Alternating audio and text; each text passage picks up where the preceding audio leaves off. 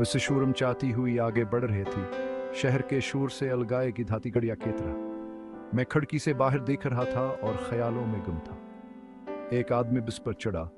इसका चेहरा मायूसी से भरा हुआ था।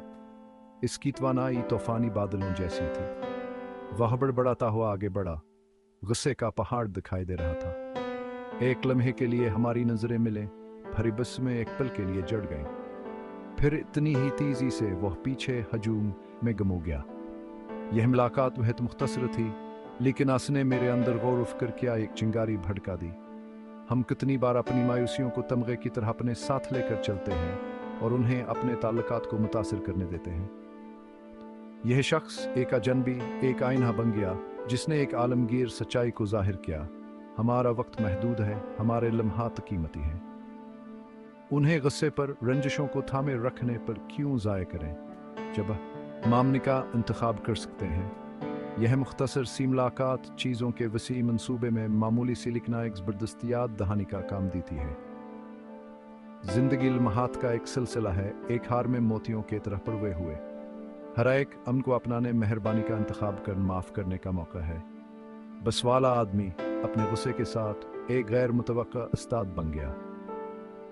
इसने मुझे याद दिलाया कि हर मुलाकात, चाहे वो कितनी छोटी हो, तब्दीली की सलाहियत रखती है। हर मुलाकात एक कहानी है। हर वह शख्स जिससे हम मिलते हैं एक ऐसी दुनिया है जिसे हम नहीं जानते। हम यहाँ थोड़ी देर के लिए हैं। गुस्से को अपनी खुशी क्यों चुराने दें? माफिया एक तहफ़ा है अपने लिए और दूसरों के लिए। यह माजी के बोझ को ख़त्म करती है, जिससे हम हाल में जा सकते हैं। आरज़ी लम्हात के सामने अमन सबसे अहम हो जाता है। हो सकता है कि बस वाला आदमी आंधी खींच दो जहद के बोझ ले दबा हुआ हो सकता है कि वो हो किसी के पास जल्दी में जा रहा हो, इस कादल फिक्र से भरा हुआ हो, या हो सकता है कि स्कादन खराब हो।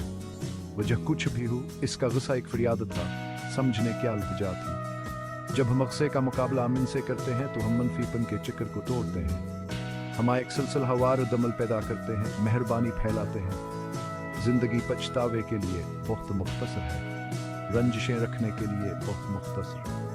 जनल महात में हम बरा महसूस करते हैं, वह महात खुशी मोहब्बतावर शिकर गुजारी का तजुर्बा करने से महरूम हो जाते हैं। अमन का इंतखाब करके हम जिंदगी की आर्जी नोयत का एहतराम करते हैं।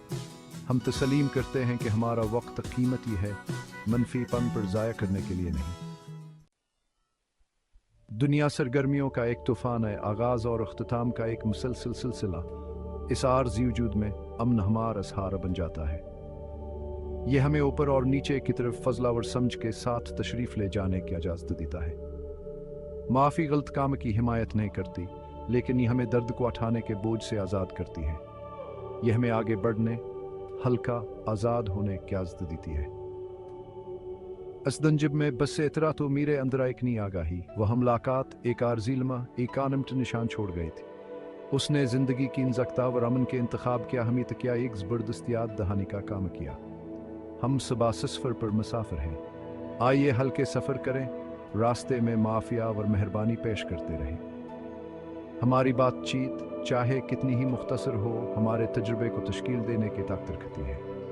आइए अमन का इंतखाब करें, अपने लिए और अपने इर्द गिर्द की निया के लिए। ऐसा करते हुए हम जिंदगी की आर्जी नोयत का एहतराम करते हैं और हर गुजरते लम्हे की खूबसूरती को अपनाते हैं।